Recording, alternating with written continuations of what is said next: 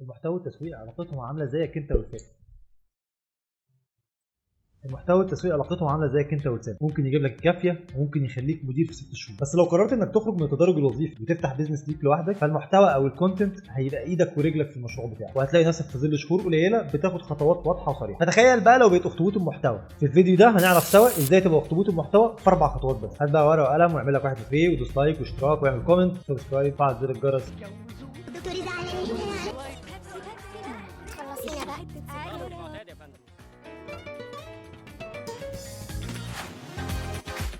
Hello, I'm a Mac. And I'm a PC. قربني كوكتيل اعصرني.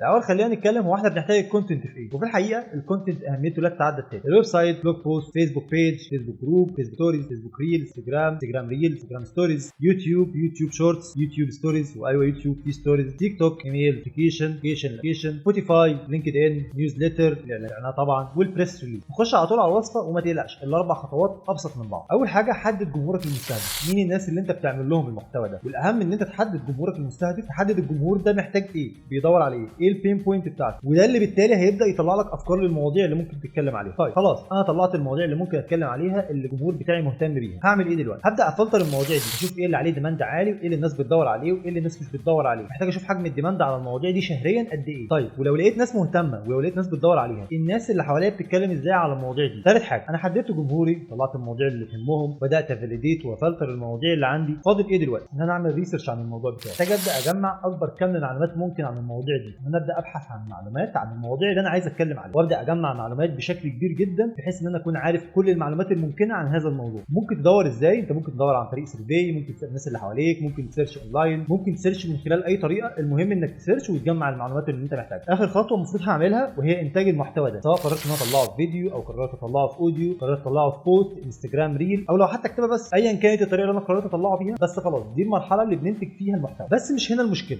المشكله عمرها ما كانت في ان احنا نعمل محتوى بس. ولو انت كانت مشكلتك في انك تعمل محتوى فانت خلاص معاك الاربع خطوات وتقدر تعمل بيهم محتوى. امال المشكله فين بقى بالظبط؟ المشكله موجوده في ان انت هتحتاج تعمل ده لكل بيس اوف كونتنت بتشتغل عليها. يعني كل بوست انا هاخد الاربع خطوات دول. يعني لو انا ببوست على كل تشانل 5 مرات في الاسبوع وانا عندي حوالي افريج 5 تشانل، فاضرب بقى 5 في 5 في 4. تصدقني انت مش عايز تعمل البروسيس دي 50 مره في الاسبوع. طيب هل ان انا اعمل الخطوات دي اسبوعيا بهذا الكم ده مستحيل؟ لا طبعا مش مستحيل، وممكن جدا. ليه بقى بنبرز هذه المشكله؟ لانه مع الكم المحتوى اللي انت بتطلعه هيبدا يظهر لك مشاكل، زي انك انت ممكن ما تفلترش بشكل كويس، زي ان انت ممكن ما تبداش تحدد جمهورك المستهدف بشكل دقيق، او تبدا تسيرش بكواليتي اقل. يبدا بالتبعيه جوده المحتوى نفسه تقل، وبالتبعيه اول ما جوده المحتوى تقل يبدا يقل التفاعل وتبدا تقل ارقامك ونتائجك، وبالتبعيه بتبدا مره على مره بتهمل التشانل، لانك تبدا تلاقي ان في قنوات بتبذل لها مجهود، حتى لو المجهود ده مش بالشكل الكافي للتشانل او المحتوى، بس انت بتبذل مجهود. فمع الوقت التشانل بتبدا تهملها، تبدا تفكر انت ليه ما تقفلش القناه دي او تقفل الفيسبوك او تقفل تويتر. فبتبقى النتيجه النهائيه انك بتفضل تقفل التشانلز بتاعتك، وده مش ألذ حاجه ممكن تعملها. لان انت في هذه المرحله وانت بتبدا اي بيزنس انت محتاج تستغل كل القنوات المتاحه وتستغل كل المنصات اللي حواليك. بس ما تقلقش الحل موجود. الاربع خطوات اللي بنعملهم دول بدل ما هنعملهم لكل بيس اوف كونتنت هنبدا نعملها لانواع محتوى معين. هنختار القنوات اللي بتحتاج لونج فورم كونتنت، مثلا سكريبت الفيديو على يوتيوب. خلاص خلصت السكريبت، هبدا احول التشانل دي والسكريبتات دي كلها للهاب بتاعي، ده اللي هبدا اطلع منه اوبتمايز لبقيه التشانل. ومش شرط يكون سكريبت الفيديو يوتيوب، ممكن يكون لاي تشانل ثانيه. اهم حاجه ان هو يكون لونج فورم كونتنت. وما تقلقش كده كده هنشتغل على مثال دلوقتي عملي وهنبدا نجرب ازاي ممكن نعمل ده. والعمليه في الاول مش بسيطه قوي، لكن مع بعض التطبيقات وبعد ما تتفرج على الفيديو ده اضمن لك ان هو هيكون اسهل. عارف فكره اعاده التدوير؟ انك بتاخد حاجه ترجعها لمادتها الخام الاصليه وتبدا تصنعها لحاجه ثانيه. فمثلا الكانز اللي بتحطها في الفصل، الكان دي بتروح لاماكن مخصصه لان هي ترجع الكان دي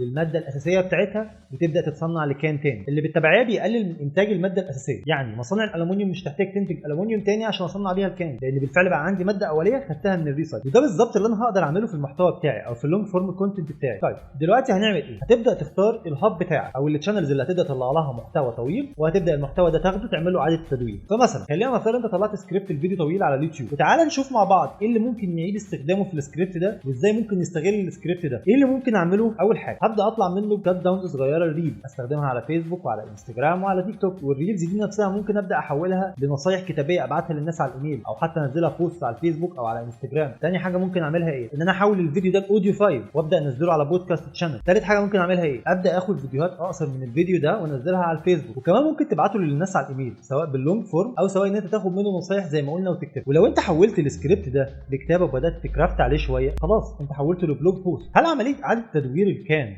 هي بهذه البساطه ان هو بياخد الكنز يرجعها لمادتها الاصليه وبعد كده يعملها كان ثانيه؟ لا، ماده الكان وهي بترجع لمادتها الاصليه بيبدا يتعمل لها اعاده معالجه وبيضاف لها اضافات ما وبيبدا يسحب منها مواد ويضيف لها مواد جديده. وده بالفعل اللي احنا هنعمله في المحتوى بتاعنا. وانا بحول الفيديو بتاعي من فيديو طويل على اليوتيوب لريلز على تيك توك وانستجرام محتاج ابدا اوبتمايز الكونتنت ده وابدا اضيف عليه حاجات واشيل منه حاجات. لان انا لو خدت الماده دي زي ما هي، لو خدت الكان زي ما هي وحولتها مباشره لكان جديد، ده هيبدا يطلع لي شوائب في الكان الجديد. عندك مثلا الفيديو ده انا كنت محدد جمهوري المستهدف وبالتالي بدات ادور على كل المواضيع اللي تهمه وظهر من ضمن المواضيع انتاج المحتوى وكم المحتوى اللي يقدر ينتجه في الاسبوع. وبدات اشوف الناس بتدور فيها بكم قد ايه وبالفعل لقيت ان في ناس بتدور على هذا الموضوع. وبعد كده خلاص خلصت طلعت المحتوى كتبت السكريبت كلمت فرج بقى وقلت له يلا نصور. وبعد كده اقدر اعمل ايه في الفيديو ده؟ اقدر اخد منه ريلز واقدر اخد منه كات داون واقدر ابعته للناس على الايميل واقدر انزله على الفيسبوك بيج واقدر انزله على الانستجرام واقدر انزله على تويتر واكيد طبعا مش هنسى البودكاست. وتاني هعيد على نقطه مهمه، اهم حاجه في اعاده التدوير مش اني اعيد التدوير، اني هعيد التدوير ازاي. ده الاهم. تحدد جمهورك، تفلتر الافكار،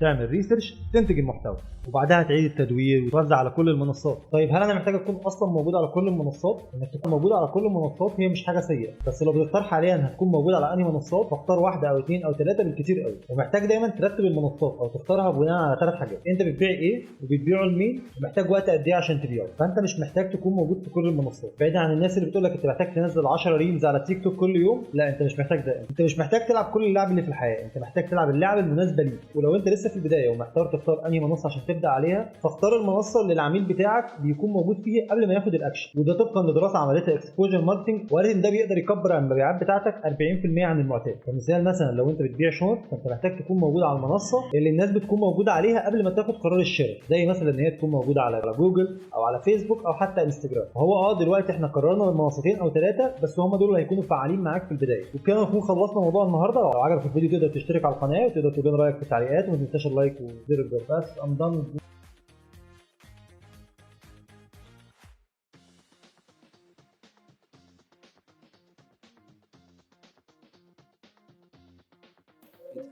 مفاجأة.